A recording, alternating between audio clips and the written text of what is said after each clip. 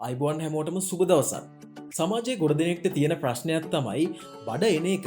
ඉතින් ගෑනු පිරිමි දෙගොල්ලන්ටම අද වෙනකොට තමන්ගේ බඩ තමන්ටම කරදරයක් වෙන මට්ටමට පත් වෙලා තියෙනවා. අද වෙනකොට ලංකාවේ බහුතරයක් අධික තෙල් කෑම ආහාරයට ගන්න එක වගේම ව්‍යායාම නොමැතිකමත් ගොඩ දෙනෙක්ට තමන්ගේ බඩ තමන්ටම කරදරයක් වෙන්න ප්‍රධාන හේතුවක් වෙනවා. ව්‍යායාම කරන ගමන් නිවැරදි ආහාර රටාවකට හුරු වෙන අතරේ ඔයාටම කරදරයක් වෙලා තියෙන ඔයාගේ බඩ අඩු කරගන්න පුළුවන් ස්වභාවික පාන වර්ග කිහිපයක් ගැන තමයි අද අපි මේ වීඩියෝ එකෙන් කතා කරන්න යන්නේ. විශ්වාස කරන්න නිවැරදි විදිහට දින 7ක් මේ පාන වර්ග පාවිච්චි කරොත් ඔයාට දැනෙන වෙනස ඔයාට හිසරදයක් වෙලා තියෙන ඔයාගේම බඩ අඩු කරගන්න ගමන් බලා ගන්න පුළුවන්. අංක 1 ග්‍රීන් ටී. ගොඩ දෙනෙක් ග්‍රීන් ටී බොනවා. හැබැයි 90%ක්ම දන්නේ නැහැ ඇත්තටම අපේ ශරීරය ඇතුලේ මේක පස්සේ මොකද වෙන්නේ කියලා. අපි සාමාන්‍යයෙන් බොන තේ වලට වඩා ග්‍රීන් ටී වෙනස් වෙන්නේ මේ වගේ අඩංගු වෙලා තියෙන ප්‍රතිඔක්සිකාරක නිසායි. මේවට කියන්නේ කැටචින් කියලා.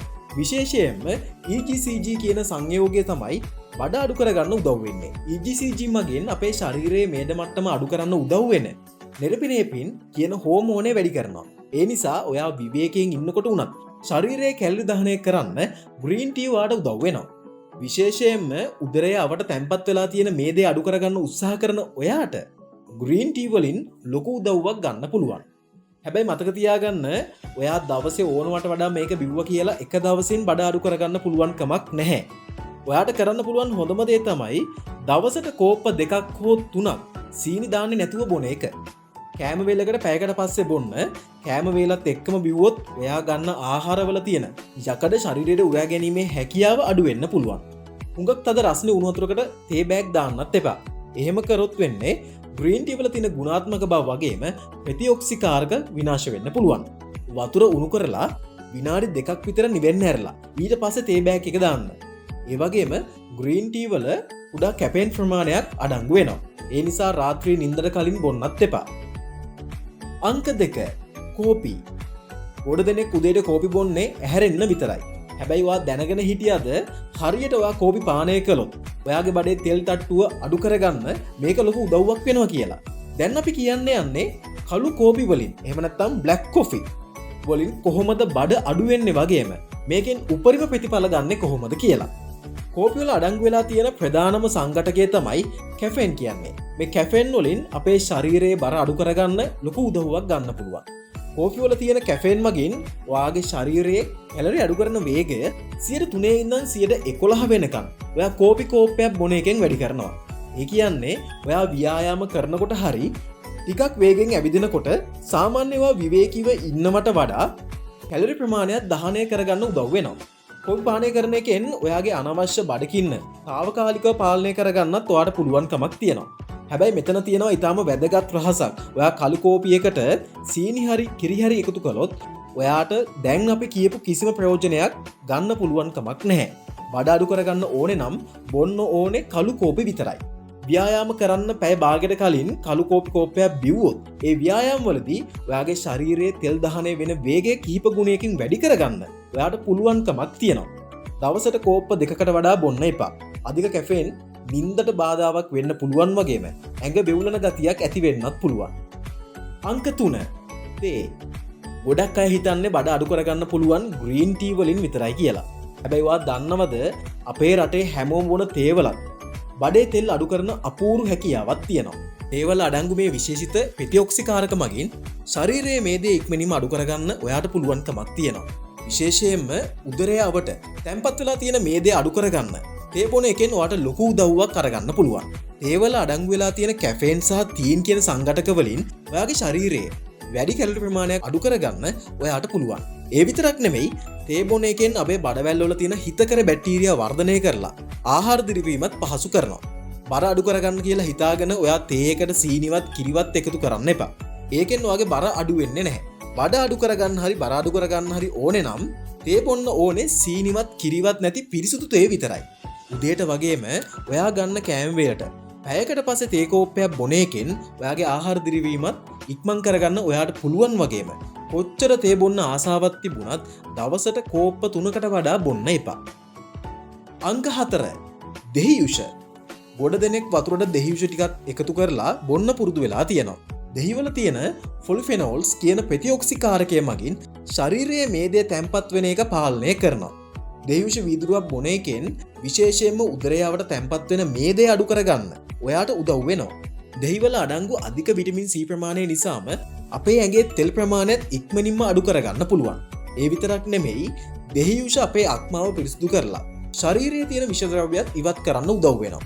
දෙහිවිෂ වලින් උපරිම ප්‍රතිඵල ලබා ගන්න ඕනේ නම් උදෑසන හිස් බඩට ටිකක් රස්නේ තියෙන වතුර කෝප්පයකට අලුත් දෙහි ගෙඩියක විෂ ටිකක් එකතු කරන්න.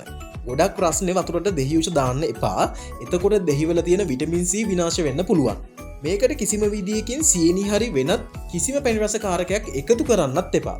ඔයාට ඕනේ නම් විතරක් මීපැණි බින්දුවක් එකතු කරගන්න පුළුවන්. දෙහිවල ඇසිඩ් තියෙන හින්දම බිව්වට පස්සේ කට හොඳින් වතුරෙන් සෝදන්න. නැත්තම් දත්වල දත් එනමලයට හානි වෙන්න පුළුවන්. අංක 5. ඉඟුරු තේ. බඩේ තෙල් අඩු කරන ස්වභාවිකව පාන වර්ග කිහිපයක් ගැන අපි කතා කරා. දැන් අපි ඔයාලට කියන්න යන්නේ අපේ මුළු තැන්ගේ තියෙන බඩ අඩු කරගන්න පුළුවන් හොඳම බෙහෙතක් ගැනයි. ඒ තමයි ඉඟුරු. ඉඟුරු වලින් කොහොමද ඇත්තටම බඩේ තෙල් අඩු වෙන්නේ? ඉඟුරු වල තියෙන ජින්ජරෝල් සහ ෂෝගෝල්ස් කියන සංඝටක මගින් ශරීරයේ අභ්‍යන්තරයේ උෂ්ණත්වය වැඩි කරනවා. ඉඟුරු තේ පානය කරනවා නම් ඔයා මේ නිසා ශරීරයේ අමතර කැලරි ප්‍රමාණයක් දහනය කරගන්න ඔයාට පුළුවන් වෙනවා. බඩ අඩු වෙන්න නම් ආහාර ජීර්ණ ක්‍රියාවලියත් ඉතාම වැදගත්. ඉඟුරු මගින් ආහාර දිරිවීම වේගවත් කරනවා වගේම බඩ පිපුම අඩු කරලා ඔයාගේ බඩ අඩු කරගන්න උදව් වෙනවා. ඒ විතරක් නෙමෙයි. ඉඟුරු වලින් රුධිරයේ සීනි මට්ටම ස්ථාවරව තබා ගන්නත් උදව් වෙනවා. මේකෙන් උපරිම ප්‍රතිඵල ලබා ගන්න පුළුවන් හරිම විදිය තමයි අලුත් ඉඟුරු කෑල්ලක් හොඳින් හොදලා අරගෙන පොතු ඇරලා තලා ගන්න. මද රස්නේ තියෙන වතුර කෝප්පයකට මේ ඉඟුරු ටික දාලා විනාඩි 5ක්වත් වහලා තියන්න. මේකට සීනි එකතු කරන්න එපා. රස වැඩි කරගන්න ඕනේ නම් දෙහි බින්දු කීපයක් හරි මීපැණි තේ හැන්දක් හරි එකතු කරගන්න ඔයාට පුළුවන්. අංක 6. කුරුදු තේ. ගොඩක් දෙනෙක් හිතන්නේ කුරුදු කියන්නේ අපේ කුස්සියේ තියෙන කෑම රස කරන්න ගන්න රසකාරකයක් විතරයි කියලා.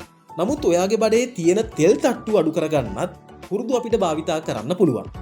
කුරුදු වල අඩංගු වෙලා තියෙන විශේෂිත සංඝටක මගින් රුධිරයේ තියෙන සීනි මට්ටම ස්ථාවරව තබා ගන්න උදව් වෙනවා. සීනි මට්ටම වැඩි වුණාම තමයි අපේ ශරීරයේ බඩ ප්‍රදේශයේ තෙල් තැම්පත් වෙන්නේ. කුරුදු තේ කෝප්පයක් පානය කරන එකෙන් ඔයාට ඒක පහසුවෙන්ම නවත්ත ගන්න පුළුවන්. විවේකයෙන් ඉන්නකොටත් ශරීරයේ වැඩිපුරම කැලරි දහනය කරගන්න අවශ්‍ය නම් ඔයාටත් අදිනම් කුරුදු තේ කෝප්පයක් බොන්නම වෙනවා. කුරුදු වල තියෙන ස්වභාවික සුවඳ සහ රසය හින්දම අපිට දැන් අනවශ්‍ය පැණි රස දේවල් කෑමට ගන්න තියෙන ආශාවත් අඩු වෙනවා.